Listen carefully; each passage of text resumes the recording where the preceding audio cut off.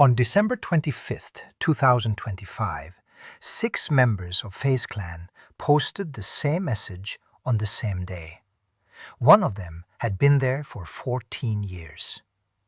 3 years before those posts went up, FaZe Clan had risen to a valuation of $725 million, all coming from a Nasdaq listing, celebrity investors, and a deal with the NFL. But here's the interesting thing. It was acquired for $17 million. That contrast, from $725 million to $17 million in 36 months, was not a market correction. The documents show it was the result of a sequence of decisions recorded in financial filings made while the audience was watching the YouTube videos. This is the real story. FaZe Clan was founded on May 30th, 2010 by 3 Call of Duty players, Eric Clips Rivera, Jeff Housecat Eman, and Ben Resistance Christensen. They uploaded their first video the next day. The content was trickshotting, elaborate acrobatic kill sequences in Call of Duty Modern Warfare 2, and they were genuinely good at it. You could say they approached it from quite a unique angle, not in the way that attracts a few thousand views and disappears, but one that felt new. A kind of sequence that would make other players stop and watch, something they didn't know was possible. Within 2 years, the channel had 1 million subscribers. By 2013, they were competing in Call of Duty championships. By 2014, Thomas Temper Oliveira, who had joined the group at 16, and Richard Banks Bankston had established the first FaZe House in Plainview, New York, where lifestyle content and gaming content began to merge into something that looked less like a sports team and more like a cultural movement. What FaZe figured out before almost anyone else was that the personality was the product. We aren't merely talking about the gameplay or the competition results. The product here was the people, the houses, the drama, basically the life around the game. By 2019, the organization had signed musicians, athletes, and investors, some of which included very popular names like Offset, Leo Yachty, Myers Leonard, and Ben Simmons. Jimmy Iovine, the music executive who built Interscope Records, led a $40 million Series A funding round. Snoop Dogg joined the board. The Verge had called them the supreme of esports in 2018, and the comparison wasn't wrong. FaZe had done what Supreme did, turning a subculture product into a mainstream identity that people wanted to belong to without necessarily understanding what it was.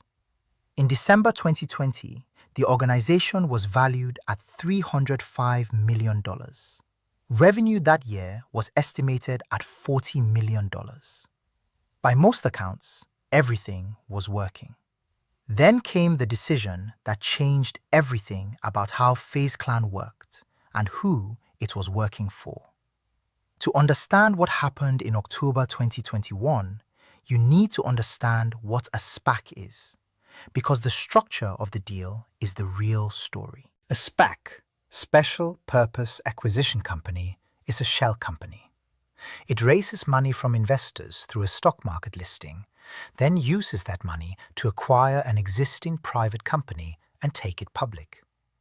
The SPAC path bypasses the traditional IPO process, which means it also bypasses much of the regulatory scrutiny and due diligence that a conventional IPO requires. The private company gets access to public market capital faster, with fewer disclosures along the way. During 2020 and 2021, SPACs were everywhere. The pandemic had produced an unusual set of market conditions.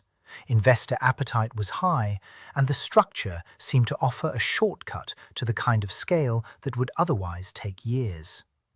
FaZe Clan announced in October 2021 that it had agreed to merge with a blank check company called B. Riley Principal 150 Merger Corp, with a target valuation of $1 billion. That number, $1 billion for a gaming content organization, was the headline. It would have made FaZe Clan the first esports unicorn. The announcement landed accordingly.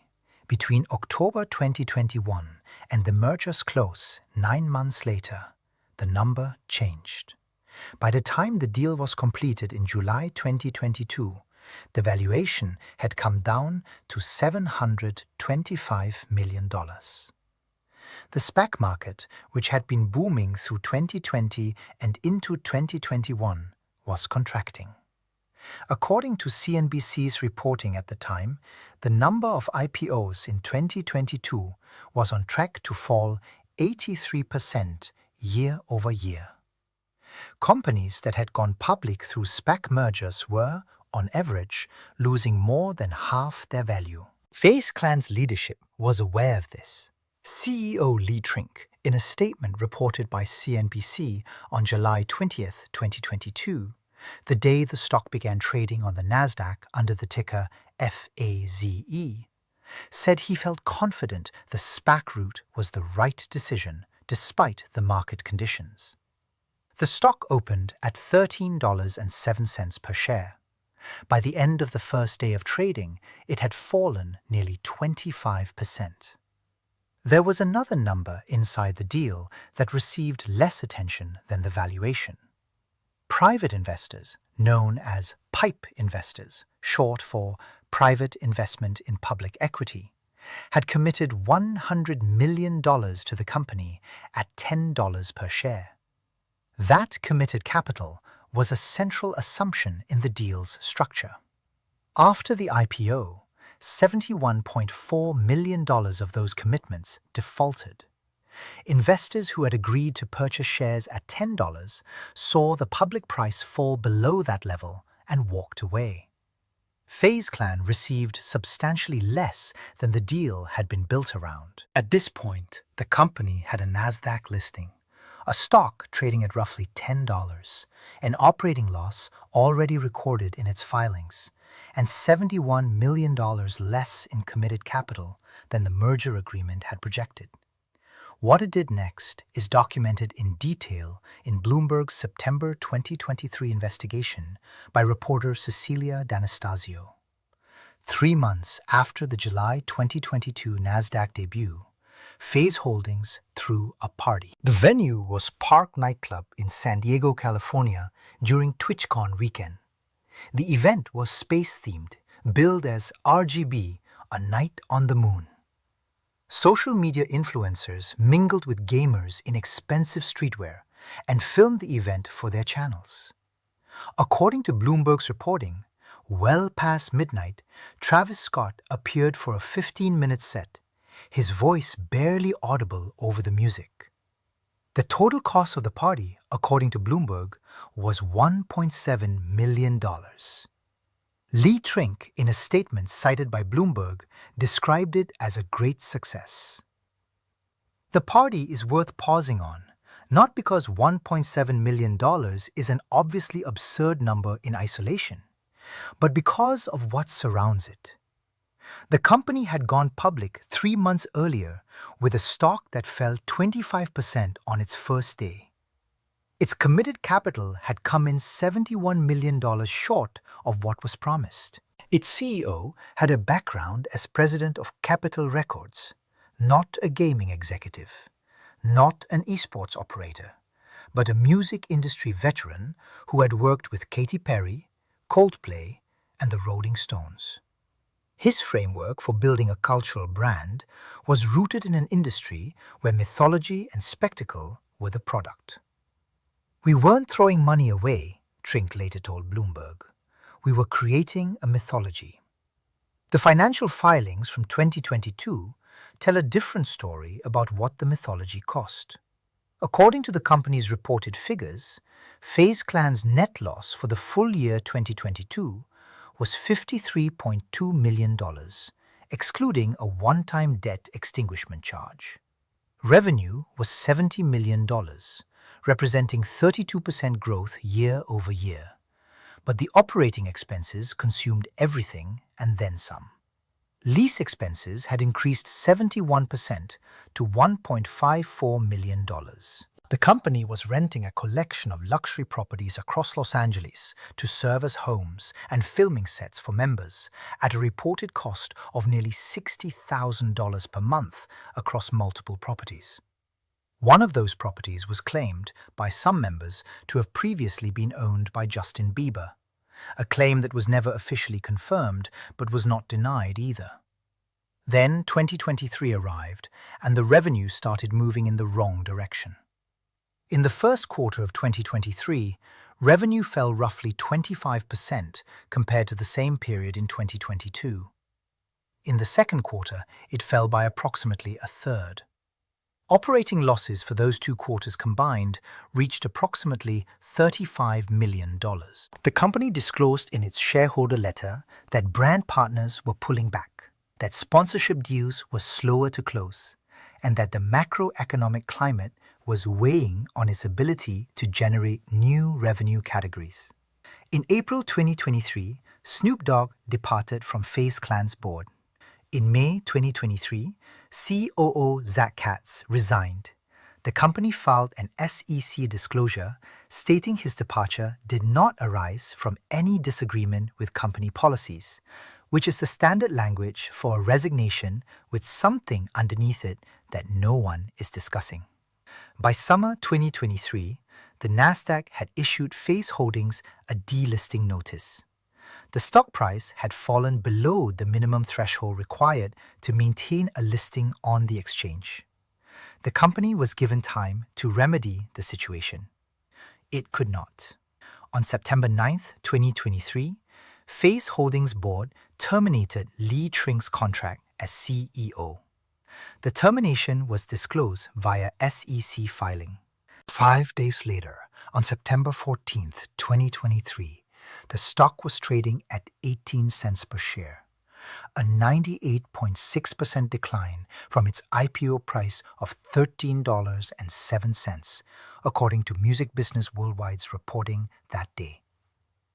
The Bloomberg investigation, published the same month, reported that the company had 112 employees at the end of 2022. In Q3 2023, FaZe removed approximately $31 million in annualized operating costs, a figure confirmed in the GameSquare acquisition documents. That reduction came through mass layoffs, terminating 110 employees and severing contracts with 17 long-serving content creators. People who had built their careers inside the FaZe name were gone in a cost-cutting quarter. In October 2023, a deal was announced. GameSquare Holdings, a Canadian esports company backed by Jerry Jones, the owner of the Dallas Cowboys, agreed to acquire FaZe Clan's parent company in an all-stock transaction. The exchange ratio was set at 0.13091 GameSquare shares per FaZe share, valuing each FaZe share at approximately 21 cents. According to the esports legal news analysis of the transaction, the total deal value came to approximately $17 million. The transaction closed on March 8, 2024, according to GameSquare's official investor relations announcement. $725 million to $17 million. From July 2022 to March 2024. The acquisition press release described the deal as the combination of GameSquare and FaZe, and announced that founding members, Banks, Temper, and Apex would return to leadership roles to re-establish authenticity. It was framed as a reset. What the reset looked like in practice is worth tracing, because the 18 months that followed the acquisition produced a second collapse inside the first one. GameSquare restructured FaZe into 2 separate entities. FaZe Esports, the competitive gaming division, was kept wholly under GameSquare's ownership. FaZe Media, the content creator division, was spun off as a separate company. In May 2024, Matt Kalish, co-founder and president of DraftKings, invested $11 million for 49% ownership of FaZe Media. Banks subsequently purchased 25.5% of FaZe Media from GameSquare in June 2024. By March 2025, GameSquare had divested its remaining 25.5% stake, leaving Kalish with majority control of the content division and Banks with a minority stake. Then, in mid-2025, Banks stepped down as CEO. The stated reason was mental health. Reporting around the time of his departure referenced controversy surrounding a cryptocurrency token associated with the MLG brand, a situation that drew comparisons to the Save the Kids token controversy from 2021, when FaZe K had been permanently removed from the organization and 3 other members suspended after promoting a token that lost approximately 90% of its value shortly after launch. That 2021 incident had been documented extensively by YouTuber CoffeeZilla and had arrived before the IPO, before the public listing, before any of the financial machinery that followed. The organization had survived it. Banks had survived it. The second crypto incident did not resolve the same way. With Banks gone, Kalish's management team assumed control of FaZe Media's creator relationships. According to reporting by Aiden Ross, corroborated by multiple creator accounts in December 2025, GameSquare's management sought to introduce new contract terms requiring content creators to hand over 20% of their personal brand earnings to the organization. The timing mattered. Creators who had built their followings over years, in some cases over a decade, were being asked, after the fact, to agree to terms that had never been part of their original arrangements. According to Ross's account, published on X on December 26, 2025, they never signed that 20% initially. They come after them a year and a half later and then ask for the 20%. That's in the wrong. The contract negotiations ran for approximately 6 months and produced no agreement. On December 25, 2025, the entire active content creator roster of FaZe Media posted simultaneously. Adept, Jason Deween, Stable Ronaldo, Lacey, Silky, and Cutie Cinderella. Every name on the organization's active creator list announced their exits. The announcements went up during a live FaceMass broadcast, turning what had been promoted as a holiday event into something else entirely. Adapt's statement read, in part, 14 years, over half my life. I'd be lying if I said this didn't hurt, but it had to be done. FaZe Media shut down the same day. Banks, who had left 4 months earlier, posted on X that he had nothing to do with what was happening and wished everyone well. Nobody loves FaZe more than me, he wrote. No regulatory action was taken in connection with the financial collapse. No criminal charges were filed related to the SPAC's revenue projections, which, according to the esports legal news analysis, were legally defensible but commercially unrealistic. The SPAC structure that brought FaZe public had permitted the company to present aggressive growth targets with less of the scrutiny a traditional IPO would have required. The investors who defaulted on their $71.4 million in PIPE commitments did so within their legal rights. The executives who presided over a 98.6% stock decline left with their own terms. Lee Trink, who had hailed a $1.7 million party as a great success while the stock was in decline, returned to the music industry. On April 30th, 2026, 4 months after the Christmas exodus, 6 of the departed creators launched a new group. They called it CORE. The name is an acronym: Create, Own, Run, Everything. They base their operations at a $20 million content house. Every founding member retains full control of their brand, their revenue streams, and their content schedule. The structure is the opposite of what FaZe had become. The YouTube channel announcing Core's launch was terminated within hours of going up.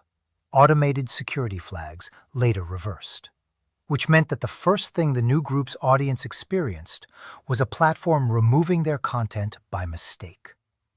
Over 100,000 people had subscribed before the channel was taken down. It was restored. The moment was, in a way, fitting. A group that had spent years operating inside a corporate structure that didn't serve them, now confronting a platform structure that didn't know who they were. FaZe Banks, who was not a core member, acknowledged something in a separate statement around the same time that is worth taking seriously as a summary of the preceding 15 years. "I sold the boys a dream on FaZe being the biggest thing ever," he said. The dream was real enough for a time. The organization FaZe Clan became, between 2010 and roughly 2021, was genuinely built on something: a culture, an aesthetic, a way of making content that felt like it belonged to the people making it and to the people watching it simultaneously. That is not a small thing to build. The question the financial record raises is not whether FaZe Clan was real.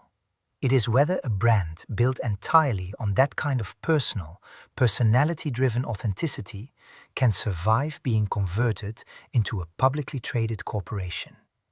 And if not, who bears the cost when it doesn't? The creators who built the audience that was sold at $725 million received equity in a restructured entity that was later described by its own investor as financially unsustainable. The fans who bought shares at $13.07 watched them reach 18 cents. The SPAC structure that enabled the listing operated exactly as it was designed to. It provided access to capital markets without the friction of traditional IPO oversight. And when the numbers didn't materialize, the structure offered no particular remedy to anyone who had trusted the projections. Core launched in April 2026 with a $20 million content house and a name that makes explicit what its founders feel they did not have inside FaZe Clan. Whether a creator-owned model at that scale produces something different, or whether the pressures that deformed FaZe Clan eventually find their way into any organization that grows large enough to attract outside money, is a question the next few years will answer. It is worth noting that the FaZe esports division still exists. The Counter-Strike team ended 2025 with a run to the grand final at the Budapest Major. Competitive gaming, it turns out, is easier to own than